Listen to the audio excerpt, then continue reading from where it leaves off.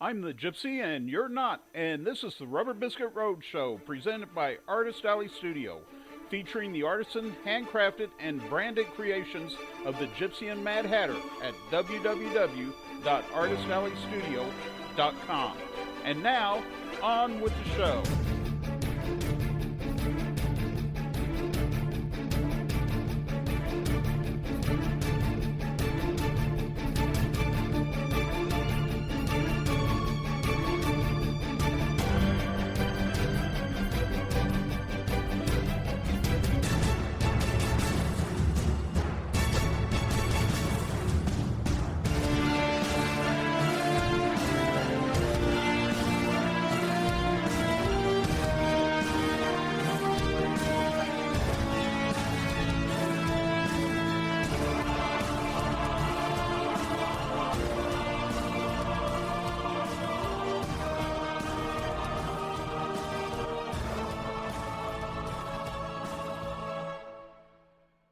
Welcome to episode 14 of the Rubber Biscuit Roadshow. I am your host, the Gypsy. Well, on last week's episode, we found out how celebrity brat cost my mother, Shirley, her job. We also found out how misinformation and people only having part of the story led to a horrendous situation and a bureaucratic overreach. In this week's episode, we're going to find out the aftermath of all that happened in Houston. We have a problem. It was the last day of the 1971-72 school year, and Jimmy was out for the summer. The last school bell of the year had sounded at noon. Jimmy and his buddy Mark wasted absolutely no time in vacating the Marjorie French Junior High School campus. As they walked down the street together, they talked excitedly about what they would do together during the summer break and what it would be like to be the big men on campus next year. In the fall, they would be freshmen, not 7th graders, not 8th graders, but freshmen, and there was a sense of power in that fact that neither boy could explain, yet both felt. Mark asked Jimmy if he wanted to come over to his house and shoot some pool. "Sure do," said Jimmy, "but I have to go home first and check in with Mom." Mark had a full-size pool table in his basement, and Jimmy never passed up an opportunity to shoot a game on Mark's awesome table. He could see himself sinking the 8-ball in the corner pocket of that marvelous gold-belted alder.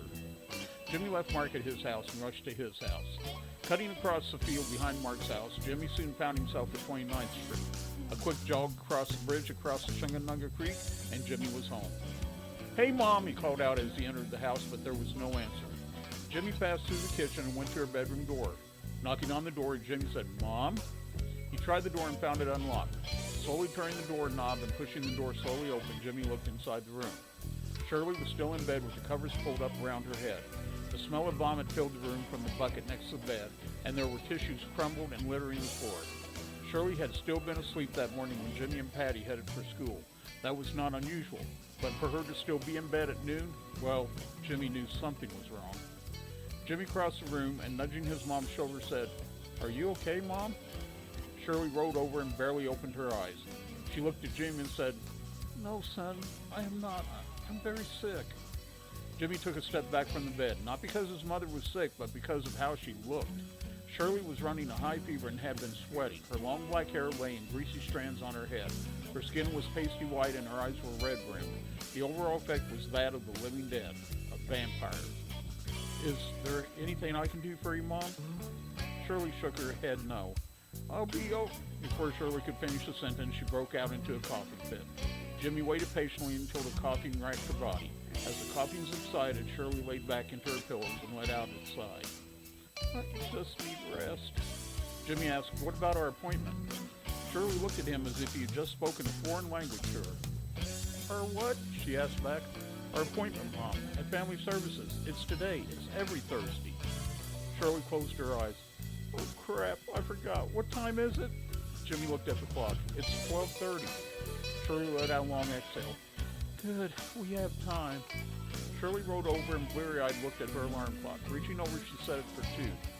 "I'm going to sleep until 2, hopefully." Another coughing attack struck Shirley. She leaned over the bed and grabbed the bucket in case she puked, but she did not have to worry about that, as she had not eaten all day. Jimmy waited patiently for the coughing fit to end. Shirley took in several deep breaths, set the bucket down, and collapsed into her pillows. "Mom, shouldn't we cancel the appointment?" Jimmy asked. Shirley shook her head. No, we can't. We can't afford to. Evansor would love us to miss an appointment so she can steal you kids and lock me away. Jimmy was concerned. I know she hates us. Shirley came off. No, son, she is scared of us, and that makes her very dangerous. Shirley's eyes turned redder and her cheeks puffed out as she fought back another coughing attack. We'll keep the appointment and to hell with her. Jimmy knew it was useless to argue with his mother. Mom, can I go over to Mark's house and shoot some pool until it's time to go? Shirley forced a smile. Sure, son. Have fun, but be home by 2:30. Jimmy headed for the door. Thanks, Mom. I'll be. Shirley stopped him.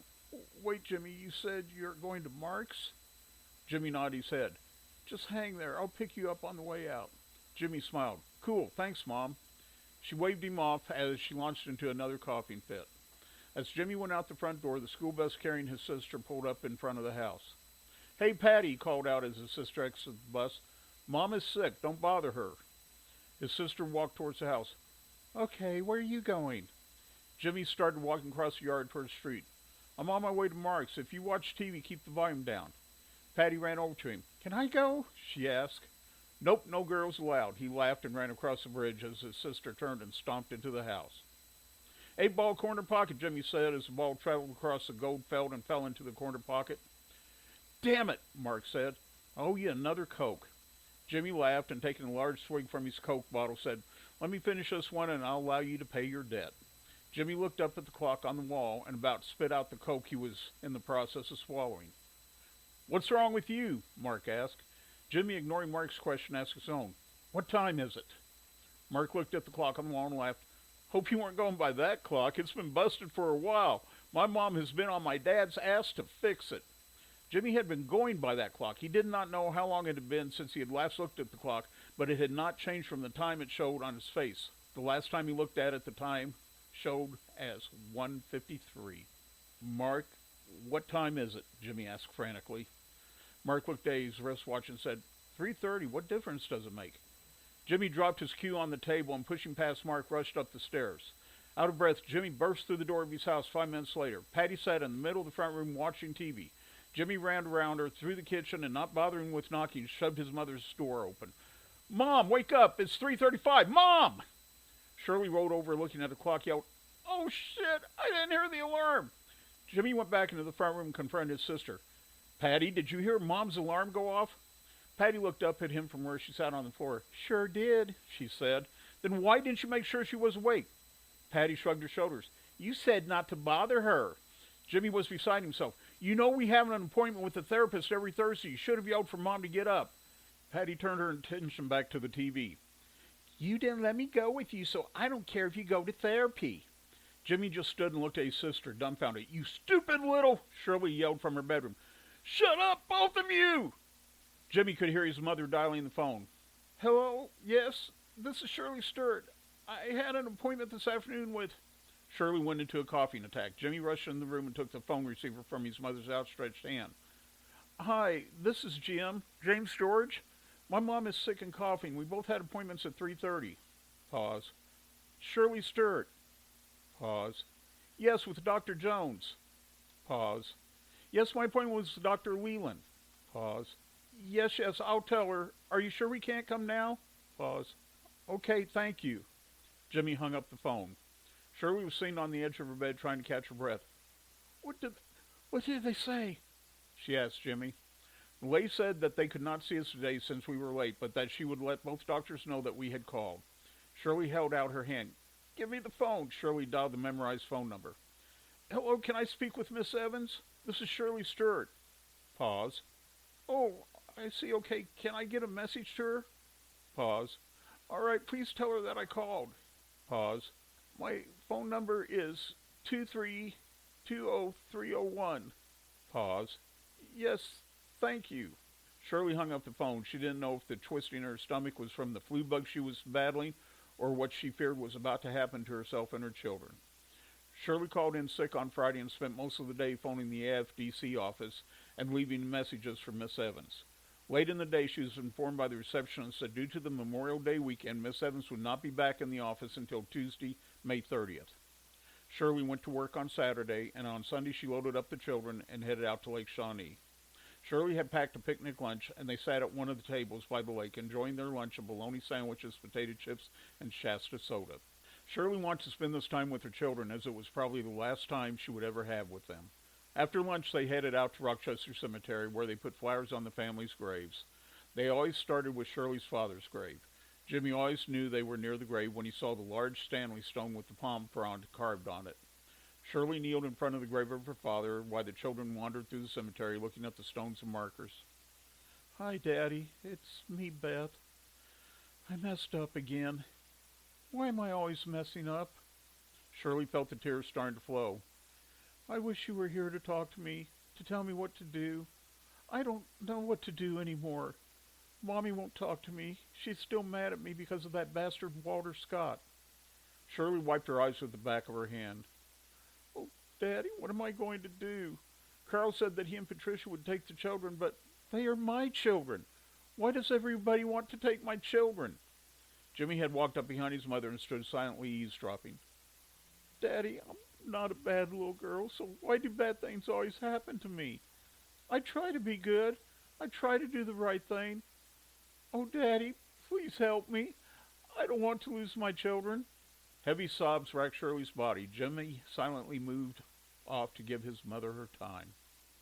Monday morning, Memorial Day, Shirley left for work. Patty played in her room with her dolls, and Jimmy walked down to the creek with his fishing pole. Baiting his hook, he cast his line in the water and sat on the bank, watching the red and white bobbin bounce and dance on the surface of the water. Jimmy's stepfather, Ernie Stewart, once said to him, "Boy, when you got a lot on your mind, go fishing. That's where you can clear your head and find your answers. Go fishing." So Jimmy had taken his stepfather's advice and had gone fishing. Shirley did not have to be at work until 10 o'clock on Tuesday morning, so she decided to spend the morning trying to get in contact with the hateful Miss Evans. Shirley had prayed to God over and over again that Miss Evans would accept her explanation and not steal her children or her freedom from her. It was 8:30 and Shirley was just reaching for the phone to call AFDC office when it rang, startling her. Shirley picked up the receiver, fumbling it, and brought to her ear. "Hello?" There was a pause, and then the dreaded familiar voice said, "Mrs. Stewart, this is Miss Evans." "I was sick Thursday," Shirley began to say, but Miss Evans cut her off. "Mrs. Stewart, neither you nor your son kept your appointments, as you were legally agreed to do." Shirley was trying to keep her composure. "But I was sick that day. We called the clinic, and I have been trying to call you." Miss Evans ignored Shirley and continued her accusation.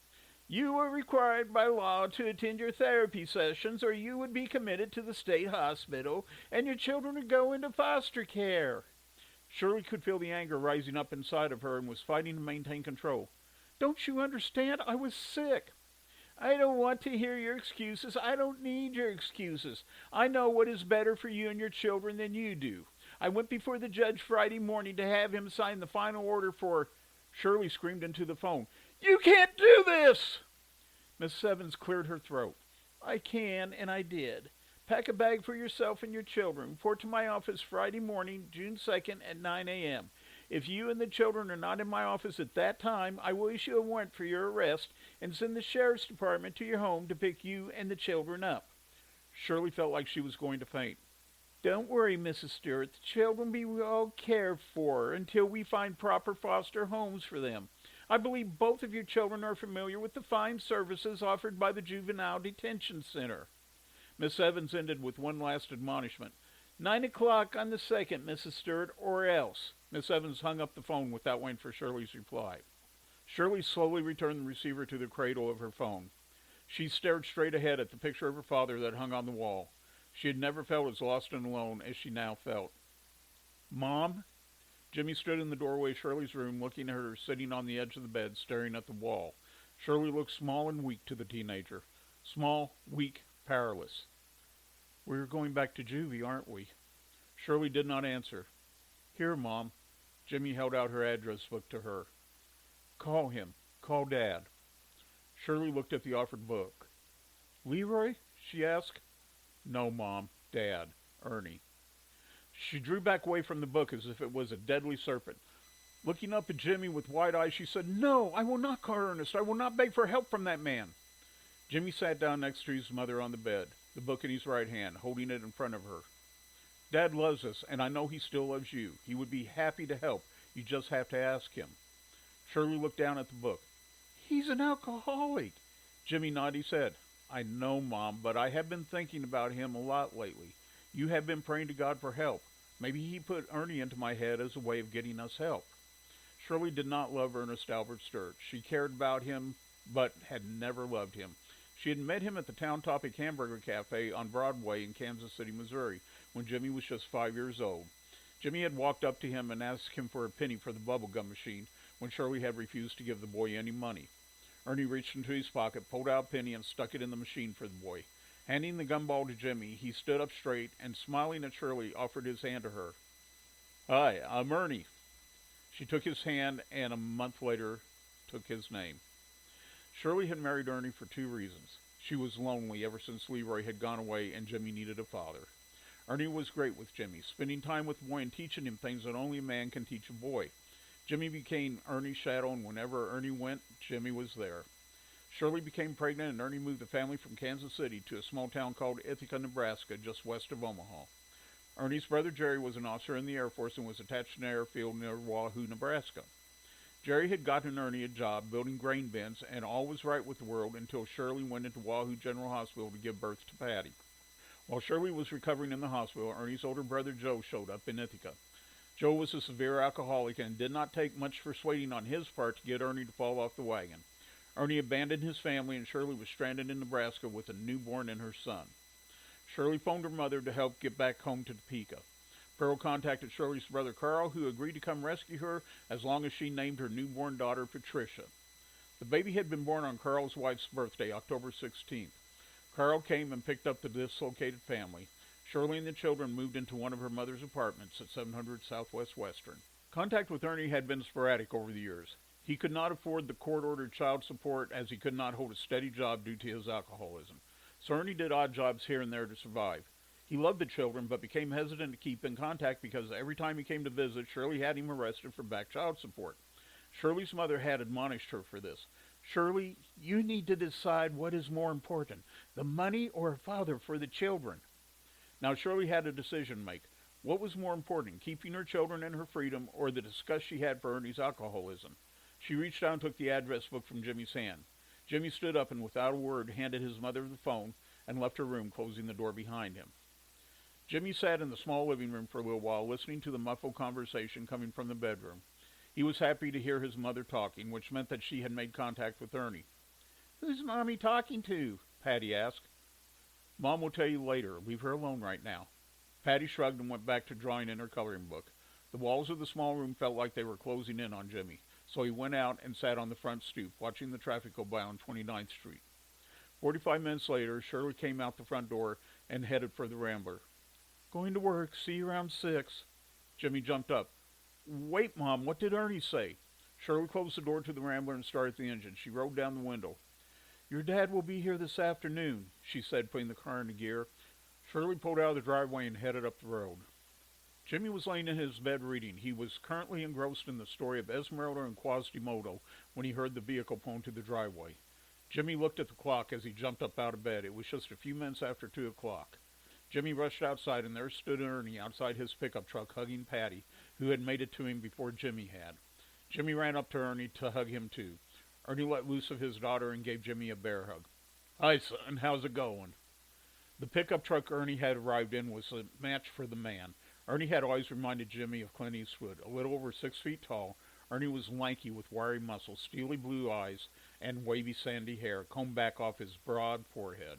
His straight nose ended in a signature ball of the Sturt clan. His jaw was square and strong. The only thing not movie star about the man was his teeth, which were severely stained and missing in some places from years of alcohol and tobacco abuse. The pickup truck was a 1962 Chevy, which was pieced together from other 1962 Chevys. Jimmy found it ironic that the truck was born the same year as his sister. Jimmy looked at the patchwork truck and for the first time in his life realized that Ernie was a patchwork man. Son, is that a creek I see over there? Jimmy said, yes, sir, it's a Shunganunga. Ernie reached from the back of his truck and produced 2 bamboo poles and a can of stink bait. How's the fishing? Jimmy smiled. Lots of bullheads. Ernie handed one of the poles to Patty and said, well, what are you waiting for, son? Go grab your pole and let's catch some dinner. For the next couple of hours, Ernie listened attentively to the children relate the story of all that had happened over the past couple of months. As the catch increased, Ernie's questions increased. So this Evans whore has a hard-on against you all because you stood up to her. Jimmy started laughing. What's so funny, son? Jimmy snorted. That's what Mom calls her, Evans whore. Ernie laughed. Great minds think alike. For a while they sat on the edge of the bank, fishing for bullheads. Ernie was watching his line in the water and did not say anything. Jimmy had seen his dad in deep contemplation before and knew not to disturb him. Patty became bored with the fishing and announced that she was going to watch TV. Ernie pulled in her line and sat the pole on the bank. You're 15 now, son, right? It was more of a statement than a question. Yes, sir, Jimmy said. Uh-huh. Well, you have been forced to grow up pretty fast recently to act like a man. I need you to act like a man now so we can help your mother. Can you do that? Jimmy nodded his head. Yes, sir, he said. Good. Now here's what we are going to do. By the time Shirley got home a few minutes after 6, the house was filled with the smells of frying fish, potatoes, onions, and beer. Shirley had forgotten what a good cook Ernie was. He had been mess hall cook during the Korean War, and he had carried that skill with him after he had left the service. After the best dinner Shirley, Jimmy, and Patty had had in a long time, Ernie asked Jimmy to keep an eye on his sister while he and Shirley went for a ride so they could talk. Patty was asleep and Jimmy was in bed reading when Shirley and Ernie returned home. Shirley came into Jimmy's room while Ernie went to the kitchen to grab a Falstaff from the fridge. Your dad and I are back together, and we are really going to work on our relationship for the sake of you children. I'm going to quit my job tomorrow, and I need your help to pack up the house. Jimmy said, I know. Dad told me that he is moving us to St. Joe, Missouri, so that we will be out of the state of Kansas. Shirley sat down on the edge of Jimmy's bed and brushed back a strand of hair off his forehead as Ernie entered the room. We're going to try to make this work, son, Ernie said. We don't know what will happen, and we don't know if your mother and I can get along, but we both agree that we need to get you children out of Kansas before that Evan horse gets her hands on you kids. Shirley tucked Jimmy in. She had not tucked her son into bed for 5 years, but it seemed the right thing to do. She kissed his forehead and said, You get some sleep now. We have a big day tomorrow and a lot to do. As Shirley left the room, Ernie stopped at the door, reached for the light switch. As he shut out the light, he said, I love you, son. Jimmy looked at the silhouette of his dad in the doorway, strong and tall. I love you too, Dad. Ernie closed the door, and as Jimmy snuggled down beneath the sheet that covered his body, he smiled. Jimmy had not been this happy in a long time. Thank you, God, he said as sleep overtook him. Well, that concludes this episode of the Rubber Biscuit Roadshow. Be sure to join us next week when I've got a feeling we're not in Kansas anymore. Until then, this is your friendly neighborhood gypsy saying, may God bless and keep you and yours. Later, Gators. Bye-bye now. Visit the Rubber Biscuit Roadshow online at www.rubberbiscuit.com. That's www.rubberbiskit.com. The Rubber Biscuit Roadshow is produced by Tatman Productions, LLC. All parts of this program are copyrighted, all rights reserved. No parts may be published, reproduced, or used without the written express permission of Tatman Productions, LLC.